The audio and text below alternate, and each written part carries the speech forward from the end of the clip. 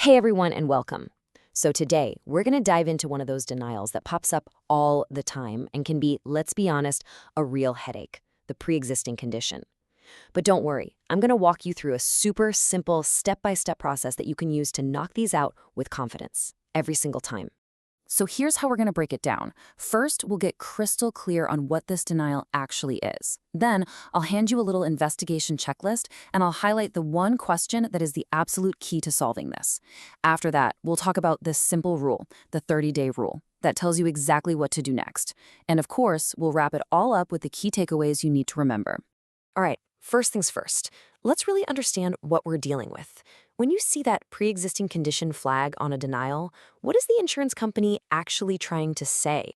Well, what it really boils down to is this. The insurance company is basically saying, hey, we think this medical problem was already there before our policy with this patient even started. You see, it's all about the timing. They're trying to figure out if the treatment happened during a kind of waiting period for conditions the patient had when they first got the insurance. Okay, enough theory. Let's get practical because, knowing the right questions to ask is pretty much half the battle. So here's the exact checklist you're going to want to follow. Now, what you're looking at here is a little piece of our denials cheat sheet. And hey, don't squint trying to read everything on there. The big idea is just to show you that there's a real script for this. This isn't just a made-up process. This is the actual tool you'll be using when you're on the phone. So let's break down the most important questions from it. So here they are, the 4 absolute must-ask questions. You've got to ask these every single time. Number 1, what's the policy's effective date? Simple enough. Number 2, is there a waiting period? Number 3, was a questionnaire sent out? And then the big one, number 4, when was it sent and who was it sent to? These 4 questions right here, they're the keys to the whole thing. Okay, so all 4 of those are crucial for your notes. You got to document everything, but one of them is way more important than the others.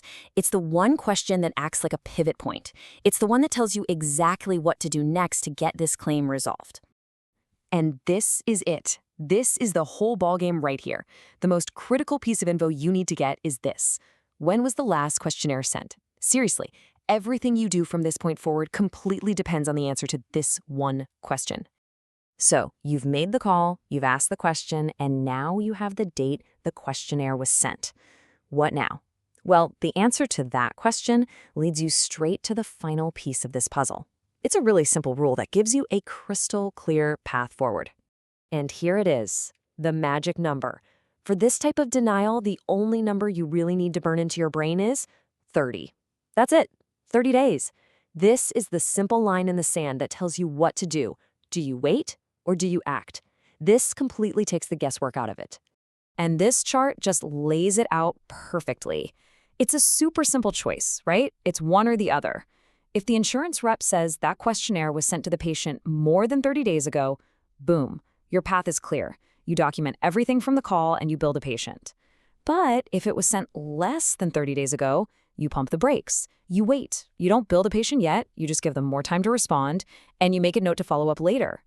And listen, this isn't just something we made up. This isn't just a helpful hint. This is standard procedure. It's pulled right from the denial handling guide. So think of this quote as your backup, right? It's your justification. When you make the decision to bill the patient after 30 days, you can be confident you're following the correct established protocol.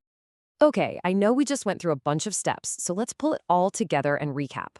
We'll boil it down to a few really crucial points you can remember. Think of this as your pocket guide for these denials. So here's the entire workflow, nice and simple. You always start with the basics. Get that policy effective date and ask about the waiting period. Then you pivot to that all-important question. When was that questionnaire sent? From there, you just let the 30-day rule do the work. Is it over 30 days? Great. Bill the patient and add clear notes. Is it under 30 days? Hold off, wait, and set yourself a follow-up reminder. And the final golden rule, no matter what, you document that call.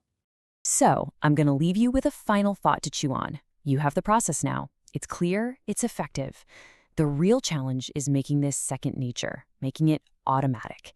So ask yourself, how can you and your team build this simple 30-day check into your standard workflow? How can you make sure these claims never get stuck in limbo again? Something to think about. Thanks so much for joining me.